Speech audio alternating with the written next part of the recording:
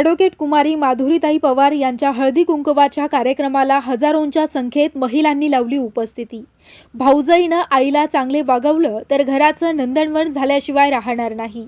Advocate कुमारी माधुरीताई Pawar, Devanand Pawar foundation व सखी recycle यांच्या संयुक्त विद्यमानं 21 जानेवारी रोजी जानेफळ येथे ॲडव्होकेट कुमारी माधुरी देवानंद पवार यांनी हळदी कुंकवाचा कार्यक्रम आयोजित केला होता। यावेळी महिलांची हजारोंच्या संख्येमध्ये उपस्थिती होती। यावेळी महाराष्ट्राच्या ख्यातनाम प्रसिद्ध गायिका कांताबाई शिंदे यांच्या हृदयस्पर्शी गीत गायनाचा कार्यक्रम आयोजित केला होता।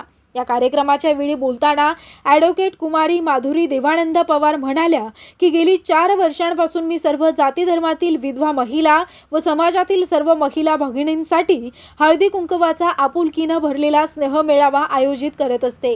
घराची जबाबदारी, कुटुंबाची काळजी, नात्याचं गुंफण आणि समाजाची बांधिलकी या सगळ्यांचा भार पेलत महिला आयुष्यभर न थांबता झगडत असतात। स्वतःच्या इच्छा, सुखदुःख, भावना अनेकदा बाजूला सारून इतरांच्या आनंदासाठी जगणाऱ्या या महिलांच्या आनंदासाठी, सन्मानासाठी एक दिवस त्यांचाच असावा या उदत्त भावनेतून हळदी कुंकू या कार्यक्रमाची संकल्पना आम्ही साकारलेली आहे।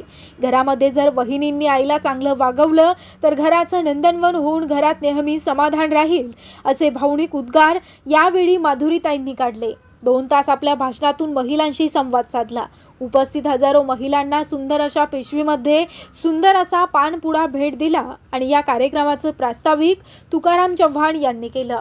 यावेळी मंचकावर शिवसेनेचे माजी पंचायत समिती सदस्य ललिता हिम्मतराव आवले, काँग्रेसच्या माजी पंचायत समिती सदस्य रुक्मिणी अशोक उबाळे, हवाताई कार्यक्रमासाठी उपस्थित असलेल्या गायिका कांताबाई शिंदे आणि त्यांचा मुलगा दीपक शिंदे होते। कार्यक्रमाचं बहारदार सूत्रसंचालन साहित्यिक अजीम नवाज यांनी केलं।